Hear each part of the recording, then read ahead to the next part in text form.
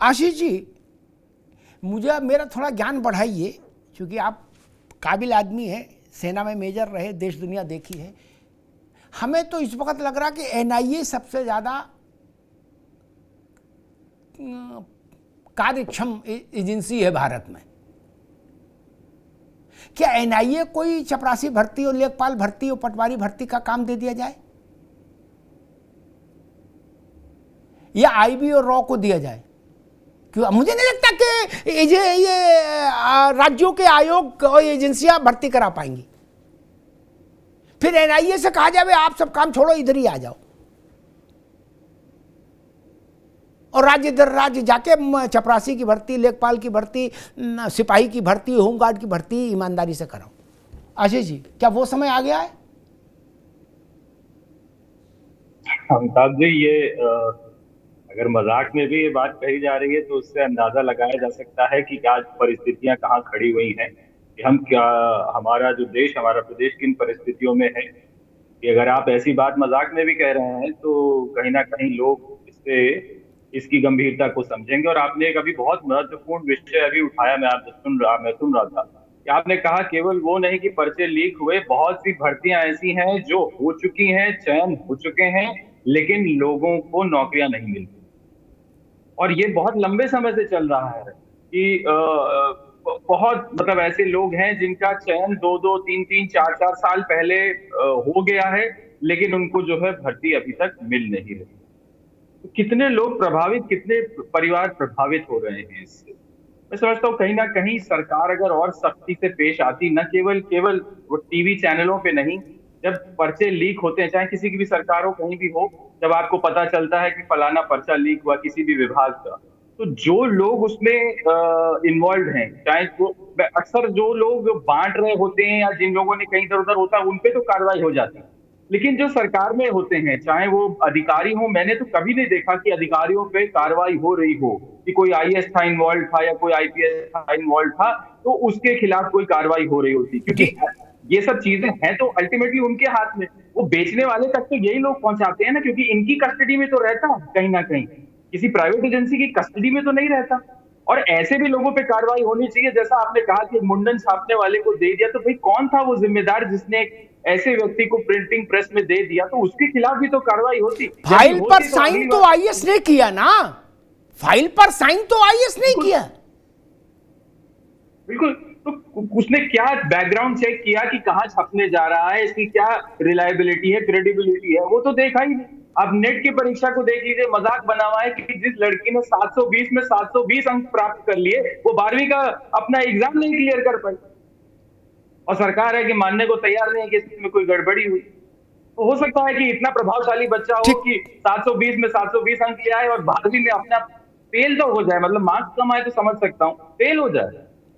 ठीक है। दीपक सोनकर जी, देखिए, हम लोगों को, पत्रकारों को, नेताओं को चर्चा में आनंद आता है, लेकिन सामान्य जन से पूछिए जाके, जिसने अपना खेत गिरवी रख के, मां के बिछुआ पायल गिरवी रख के बच्चे को तैयारी करवाई, सिपाही की, लेखपाल की, पटवारी की, मास्टर की, मैं आईएएस की बात ही नहीं कर रहा, छोड़ो। और वो पता लगता है कि मायावती की शासन की भर्ती अभी तक अटकी भटकी लटकी है। क्या लड़का बुढ़ा गया? मैंने एक बार कहा था कि पिछले 25 सालों में उत्तर प्रदेश में कितना पैसा भर्ती परीक्षाओं से आया, इस पर एक श्वेत पत्र आ जाए, वो भी नहीं आया। नहीं भाई, हमको भी तो पता लगे, और कितनी भर्तियां मुकाम तक पहुंच पाई जिनमें माल तो आ गया लेकिन भर्ती अटक गई। तब क्या हुआ फिर उस पैसे का? दीपक जी, एक है ना जिनून बात। भाई, सामान्य वर्ग के अभ्यर्थी ने 1200 रुपए का पोस्टल ऑर्डर लगाया, वो डीडी लगाया। अखिलेश यादव की सरकार के समय भर्ती निकली, आज तक लटकी घूम रही है। वो किसकी जिम्मेदारी होगी फिर? दीपक जी, केवल पर्चा ही आउट समस्या नहीं, इस देश में नाना प्रकार के कौतुक हैं, नाना प्रकार के मसले हैं। दीपक जी, ठीक बात आपने कहा मिर्जा जी, मगर एक बात यह भी है जी कि वही बच्चा जो बड़ी मेहनत से तैयारी करता है और बड़े गरीब परिवार से होकर के कोचिंग की तैयारी करता है, फीस भरता है स्कूल की, और जब वो परीक्षा देता है तो जब उसको उसका अधिकार मिलना चाहिए। मेरे ही एक दोस्त ने, जब दरोगा की भर्ती उत्तर प्रदेश में हुई थी समाजवादी पार्टी की सरकार में, तो वो अच्छे परीक्षा मैंने देने के बाद भी पहले भी कई कंपटीशन निकाल चुका था, मगर कहीं ना कहीं उसने इतनी मेहनत करी मगर किसी और को उसका अधिकार मिल गया। तो ऐसे भी बहुत सारे बच्चे रहे उस समय उन भर्तियों में जो जिसका अधिकार था तो उसको मिलता ही नहीं था। मगर जो सही बात यह है कि निश्चित तौर पर एक सही परीक्षा होनी चाहिए, ये बच्चों का मूलभूत अधिकार है। जो बच्चा मेहनत करता है, जो उसने उस मेहनत का परिणाम उसको मिलना चाहिए। मगर जिस तरीके से ये लोग उसकी गैंग जो चलाते हैं, वो गैंग पर भी कार्रवाई करने का काम उत्तर प्रदेश सरकार ने किया है। और मैं पूरी जिम्मेदारी के साथ अमिताभ जी कहता हूं कि पूरी सुरक्षा के साथ, पूरी गोपनीयता के साथ ये जो आने वाली भर्ती है इसको सरकार ने तैयारी करी है, उस बात को स्वीकार करके कि कहीं ना कहीं कोई कमी रही है, कहीं ना कहीं वो पेपर लीक हुआ है, उसको स्वीकार करके दोबारा परीक्षा कराने का निर्णय लिया। और वो दरिद्र दोबारा परीक्षा कराने का रखेंगे, हम फिंगर क्रॉस रखेंगे। इसलिए नहीं कि शासन के माथे पर रोली चंदन लग जाए ना, वो मेरा काम नहीं, वो राजनेताओं का काम है। इसलिए कि 48 लाख परिवारों का भरोसा जीत जाएगा, इसलिए मैं फिंगर क्रॉस रखूंगा। 48 लाख बच्चे बैठ रहे हैं इसमें, पुलिस की भर्ती में। मैं इस बहस में नहीं जाना चाहता गोविंद वल्लभ पंत के समय में भर्ती कैसे होती थी या शिवपाल के समय में कैसे होती थी। ये बच्चे न सपा के हैं, न बसपा के, न भाजपा के, न कांग्रेस के हैं, ये हिंदुस्तान के बच्चे हैं भाई। मेरी चिंता उत्तर प्रदेश भी है, बंगाल भी है, संतान तो इसी देश की है ना। कल इस देश को कौन चलाएगा? वही लोग ना जो आज सड़क पर संघर्ष कर रहे हैं। और एक कड़वी बात भी कह के फिर सुजाता जी के पास एक प्रश्न लेके आऊंगा, सबसे उस पर उत्तर लूंगा। ये भंडारा नहीं है, ये कृपा वाला मसला नहीं है, ये पेड सर्विस है, पेड सर्विस। मेरा बेटा पैसा देता है शासन को, सरकार को, पर्चे के लिए। कोई मुफ्त का काम है क्या? फिर ठीक से क्यों नहीं होता? सुजाता जी आप विद्वान हैं, इस पर सोचिएगा। ये भंडारा नहीं है ना, ये लाभार्थी योजना है। 1200 रुपए का बैंक ड्राफ्ट लगाया है गुड्डू ने, और जो मान लीजिए SC ST है उसने भी 300 का तो लगाया है। कोई मुफ्त का कार्यक्रम है क्या? बोले ठीक है, हो गया हो गया, नहीं हो गया हो नहीं गया। नहीं, ये नहीं चल सकता, ये नॉनसेंस है। एक बुनियादी सवाल, एक 90 दिन के भीतर चुनाव का सारा तिया पांचा हो जाता है क्या? चुनाव आयुक्त की पहली प्रेस कॉन्फ्रेंस और अंतिम प्रेस कॉन्फ्रेंस सब निपट जाती 90 दिन के भीतर क्या?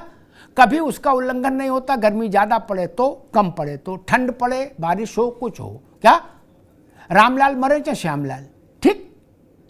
जब हम इतना सक्षम है कि एक 90 दिन में 90 करोड़ मतदाताओं, 99 करोड़ मतदाताओं वाला निर्वाचन संपन्न करा सकते हैं क्या? तो मायावती के समय की भर्ती भी लटकी पटकी घूम रही है। सुजाता जी आपने कभी ऐसा सुना कि 2000 का चुनाव लटका हो 24 में? कहीं सुना? बोले नेहरू जी के समय के भी 10-5 सीटें फंसी हैं अभी, ऐसा सुना क्या कभी? बोले इंदिरा गांधी के समय के भी कुछ नगर पंचायत फंसे, सुना ऐसा? फिर भर्ती क्यों फंसती है सुजाता जी? इस पर सबसे उत्तर लूंगा। नहीं, भर्ती इसलिए फंसती है अमिताभ जी क्योंकि सिस्टम जो है वो सिस्टम में करप्शन है। और करप्शन पे तो हम निबंध बचपन से, शायद मुझे लगता है कि पहली क्लास से लिखते लिखते, अभी MBA भी कर लिया, अब आपके साथ भी बैठे हुए हैं, और शायद मर भी जाएंगे फिर भी बच्चे, जो अगली पीढ़ी है वो भी करप्शन पे निबंध लिखती रहेगी। तो जब तक करप्शन पे निबंध लिखना और करप्शन खत्म नहीं होगा सिस्टम से, तब तक ये सवाल उठते रहेंगे। लेकिन उसके साथ में ये भी इम्पोर्टेंट है कि ये सवाल तब तक भी उठते रहेंगे जब राजनीतिक दल अपने अपने राजनीतिक फायदे से उठ के, अपनी राजनीतिक रोटियां ना सेक के देश के युवाओं के बारे में सोचे। कम से कम अपने राजनीतिक फायदों को ही सोच लो, क्योंकि वो सबसे ज्यादा जो आपका वोटर है वो तो युवा ही होने वाला है।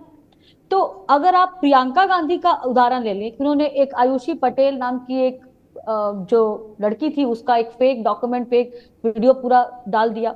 उससे क्या हुआ? उससे जो लोग इस मुहिम को लेके आगे बढ़ रहे थे उन पे प्रश्न चिन्ह लग गया। फिर एनटीए ने कहा कि नहीं नहीं ये तो धांधली हुई नहीं है।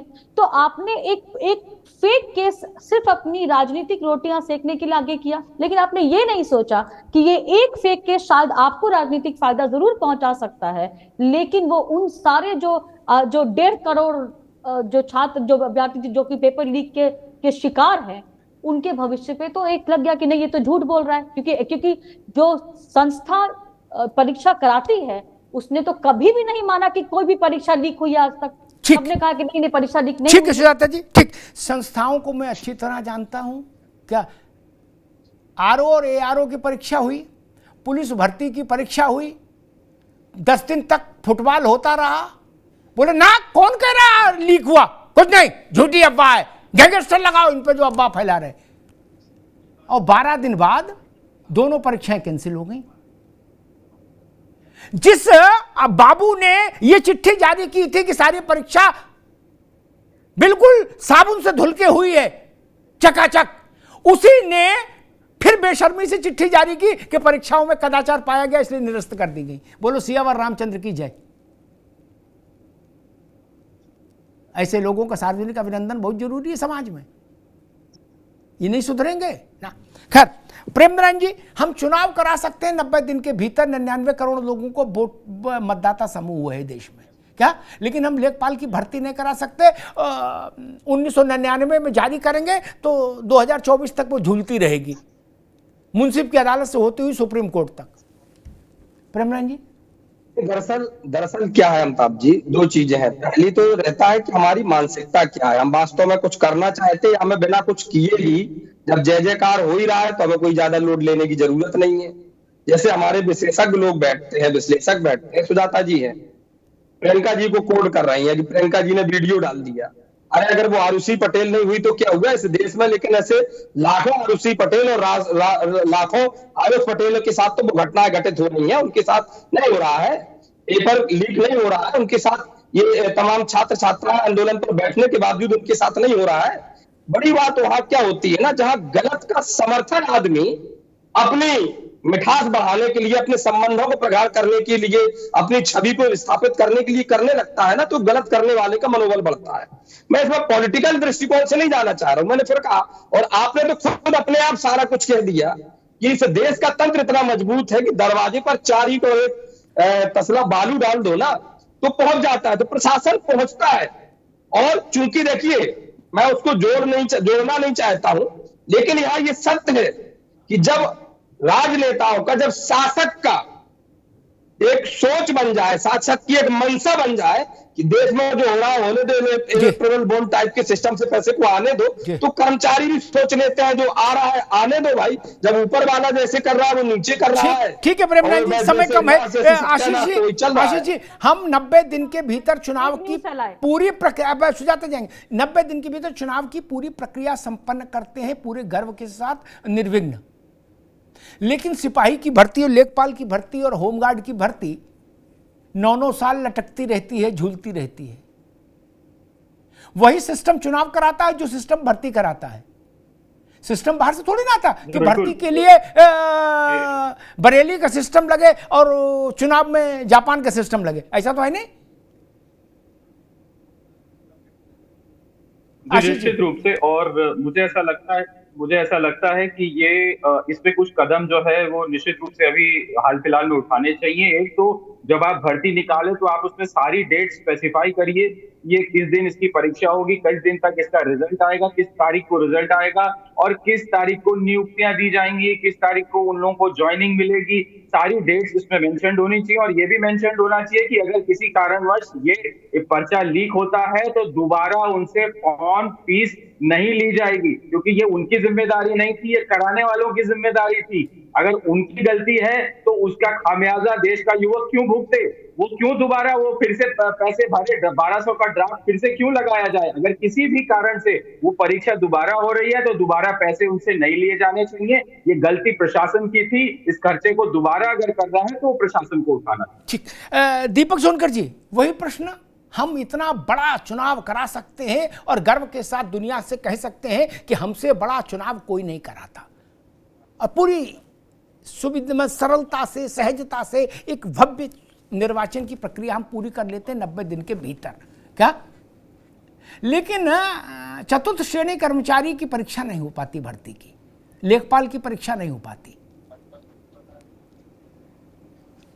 दीपक जी, देखिए अमिताभ जी, सरकार किसी की भी हो, समाजवादी की हो, कांग्रेस की हो, बीजेपी की हो, बसपा की हो, सरकार की जिम्मेदारी के अनुसार चाहे चुनाव की बात चुनाव आयोग जिम्मेदारी से कराता है, चाहे वो युवा जिसने फॉर्म भरा हो अपनी नियत के साथ में, अपनी ईमानदारी के साथ में, उस परीक्षा को भी ठीक कराने का काम करने की जिम्मेदारी है।